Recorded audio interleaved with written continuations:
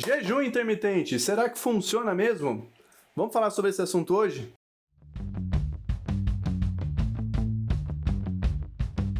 Só antes de mais nada, vou até chegar mais pertinho aqui, Se você se interessa por nutrição, por comportamento alimentar e esses assuntos todos que estão na boca do povo aí, já se inscreve aqui no canal Sabedoria Alimentar para receber novos vídeos semanalmente. Vamos lá falar sobre isso? Bom, primeira coisa que a gente tem que falar quando a gente pensa em jejum intermitente é da onde surgiu essa história. Da onde surgiu isso, meu Deus? Começam a falar toda hora de jejum intermitente, eu não aguento mais, eu quero saber se funciona para mim.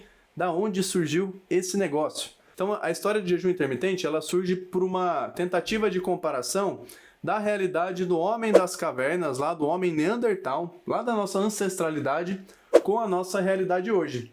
A ideia e a pergunta que fica, que justifica aí o uso desse jejum intermitente hoje, como uma hipótese alternativa aí para ser usada, como uma hipótese de dieta, é a seguinte: se o homem da caverna comia só às vezes, ele passava muito tempo em jejum, então ele tinha momentos de refeição que ele fazia, quando ele fazia uma caça, conseguia encontrar algo para comer, então ele fazia a sua refeição, mas depois ele passava muito tempo sem comer, em jejum. E se o homem da caverna fazia isso, por que a gente não faz isso hoje também? A gente não teria benefícios? A partir dessa pergunta e dessa hipótese, acaba surgindo essa ideia do jejum intermitente. O que a gente tem que lembrar quando a gente fala de jejum intermitente? O que é? Então essa é a origem do porquê que surge essa discussão. E aí o que é o jejum intermitente falando disso hoje?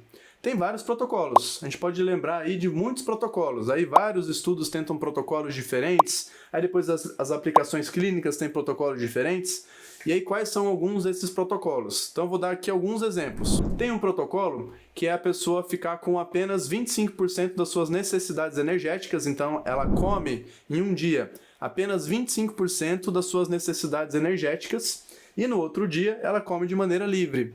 Depois ela repete de novo, apenas 25% das calorias do dia que ela deveria comer, ela acaba comendo. Então tem uma redução das calorias. Depois ela come de novo livremente. E assim vai repetindo.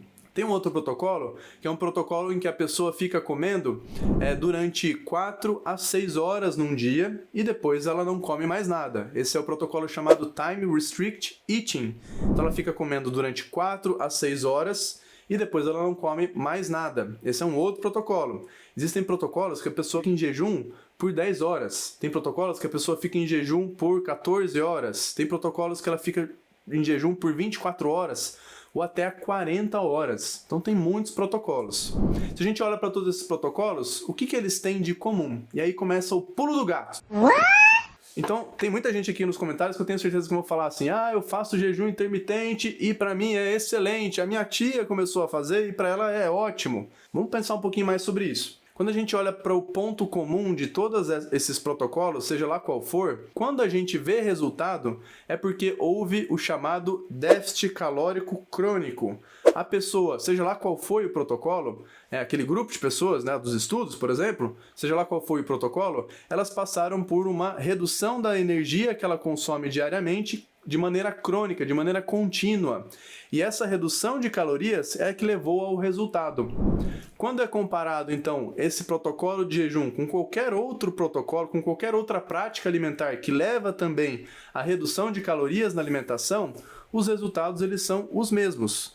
Então a gente está falando de algo que gera algum efeito. Então a gente tem alguns estudos que eles são que eles mostram melhora, por exemplo, de redução de gordura corporal a partir do jejum, melhora de parâmetros bioquímicos, metabólicos a partir do jejum, mas a gente está falando de algo que tem esses resultados apenas pela redução das calorias que acontecem ao longo lá da execução desse protocolo, tá? E aí pontos para a gente ter atenção. Muitos dos estudos com jejum intermitente, eles são feitos com ratinhos.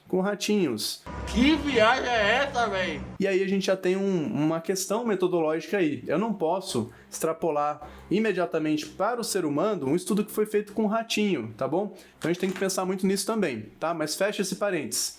Então, apesar de ser feito em ratinhos, esses estudos com ratos mostram alguma melhora nesses parâmetros bioquímicos, na redução de gordura corporal, redução de gordura visceral, por exemplo, quando é realizado o jejum intermitente. Mas é isso, quando a gente olha e compara com protocolos que têm apenas a redução de calorias, sem ali ter essa ideia de jejum exatamente, quando a redução de calorias ela é a mesma, cronicamente, os resultados são os mesmos. Então olha só, será que o jejum é de fato aquele diferencial para tudo isso? Parece que é tudo meio parecido, tá?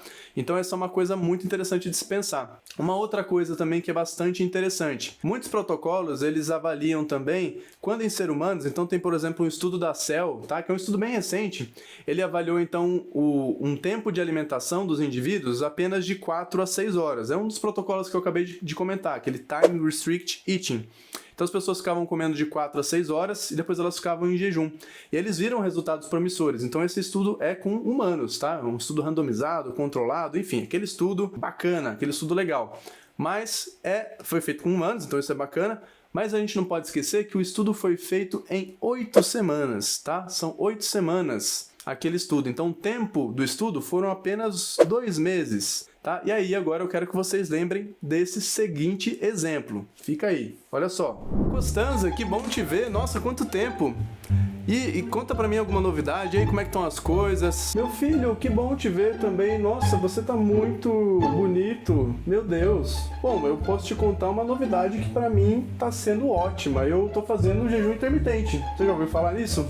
Minha vida tá muito melhor, tô me sentindo uma pessoa mais leve, tô me sentindo uma pessoa mais conectada comigo mesmo. E isso aí tem sido pra mim muito bom. Eu tenho feito isso já faz 4 semanas. Ah não, já faz 7 semanas que eu tô fazendo. Já faz 7 semanas que eu tô fazendo jejum e pra mim mudou minha vida. 3 semanas depois... Tia Constanza, que bom te ver de novo. Tia Constanza, que isso? Tia Constanza, você acabou de comer, você tá comendo de novo agora? O que tá acontecendo? E o jejum intermitente, como é que ficou? Você não tava fazendo esse jejum que você contou pra mim aí da última vez?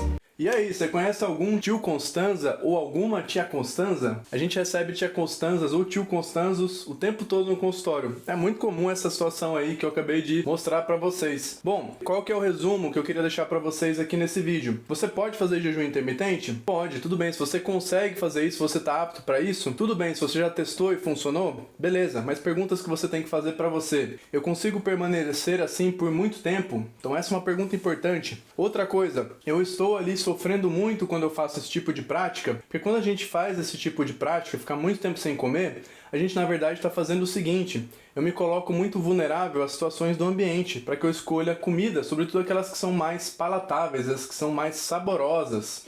É um funcionamento normal. Quando a gente pensa na comida, ela é um estímulo para a gente muito interessante, e quando você fica privado dela, isso é um estresse. Isso aí vai ativar regiões do seu cérebro que vão diminuir a sua capacidade de decidir de maneira muito clara. E aí você vai acabar escolhendo alimentos de uma maneira mais emocional. Isso que acontece com a tia Costanza e muitas outras pessoas que tentam fazer jejum intermitente. E não só jejum intermitente, qualquer dieta que seja muito restritiva. Então pensa nisso, são pontos importantes.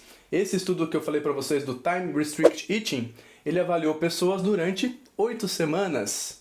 Então a gente não tem dados aí de longo prazo, a gente não sabe se essas pessoas conseguiriam permanecer em jejum por mais tempo. Então essas são questões importantes. Mas se ainda assim funciona para você, beleza, mas vamos pensar isso, tá? Ter essas perguntas em mente. E pensar sempre que a gente pode alcançar uma melhoria da alimentação, até com redução de calorias, sem ter essa exclusão toda. A gente pode pensar mesmo em incluir alimentos que eles vão, no final das contas, somar alimentos que são menos energéticos. E aí você vai acabar, sem até perceber, comendo uma energia menor na alimentação, beleza? Então esse é um ponto bastante importante de vocês lembrarem.